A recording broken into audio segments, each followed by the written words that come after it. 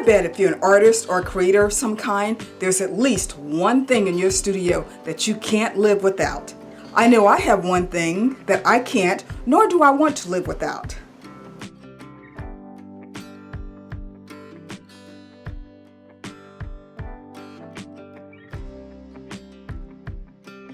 Hi, I'm Angie, a mixed media textile artist, and on my channel I like to share my art process, some tips, tricks, and tutorials, and generally what it means to be a textile artist.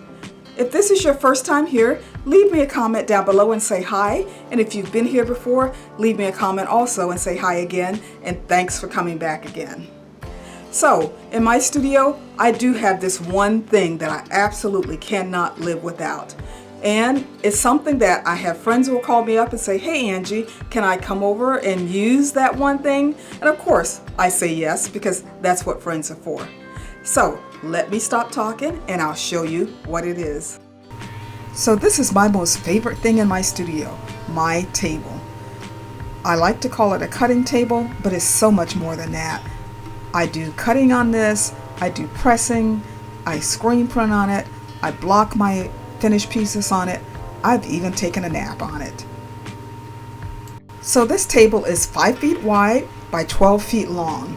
9 feet of it is a padded surface, and that's where I can do my pressing and my screen printing and blocking of my finished pieces. And at the other end, the open end, I have a 3 foot by 5 foot cutting mat. Now I actually had this table before I started my art practice. It's left over from my custom slipcover business, but since I had it, it really didn't make sense to get rid of it, so I kept it. The table is very sturdy. It's made of 4x4s for the legs, and the frame itself is made of 2x4s. It's not on wheels, but it does have those sliders, so I can slide it around, not very easily because I have to remove everything that's under the table before I can do that, but I can slide it around if I need to. The top of the table is plywood. Then I have Homosote, which is a compressed paper product used in the building industry. On top of the Homosote, I have foam rug padding and then a layer of felt, and then I've covered the top of it with a canvas type material. On top of the canvas, I cover it with a layer of muslin, and that I can pull off whenever I need to clean it. I do like to keep my tabletop cleaned off. Right now I have a few pieces on it, some clothing that I am going to make a pattern from, and a piece that I just entered into an exhibit that really doesn't have a home at the moment. Now down at the open end, I have a cutting mat. It's 5 feet wide to fit the width of the table and 3 feet in the other direction. This end of the table lifts up to reveal a very large light box, which I will show you in another video. At the other end of the table, I really like this little feature. I have a shelf, it's about 12 inches wide, and I've mounted it several inches below the tabletop. And I use this shelf for my irons. I have a little bit of an iron fetish. These are only 2 that I have out right now, but I keep my irons there, my pen bowl with my pens, and then I have these 2 wooden drawers. One of them is used to store ironing materials, and the second one really doesn't have anything in it right now. Above the iron area, I have a small shelf with a DVD player. Yes, I still have DVDs, and a TV that I use mostly for watching those DVDs and for watching YouTube. Of course, I really do utilize the area under the table. I do like to keep it covered because I don't like to see a lot of clutter. But under the table, I have room for so many different things. In one area, I have fabric on bolts and other rolled materials.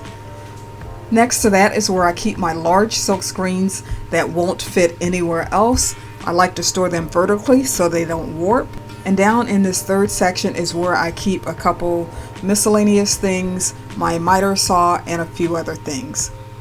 Now one thing on this table is at this open end, I don't have a power source. So as you can see here, I have run an extension cord all the way down the length of the table because my power source is up in the area up against the wall. So I've had to run an extension cord so that I can have power at the open end, and I've done this on both sides. This is the side that I work from the most, but I also have run extension cord on the other side of the table. So let me give you one more view of my fabulous table, my favorite thing in the studio, the one thing that I could not live without.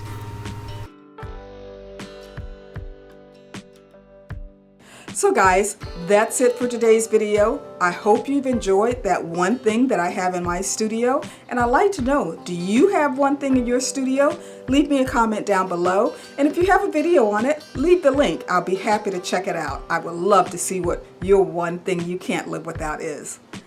I post videos on my channel every Friday, so I hope to see you back here again next week. But until then, have a beautiful day. Bye-bye now.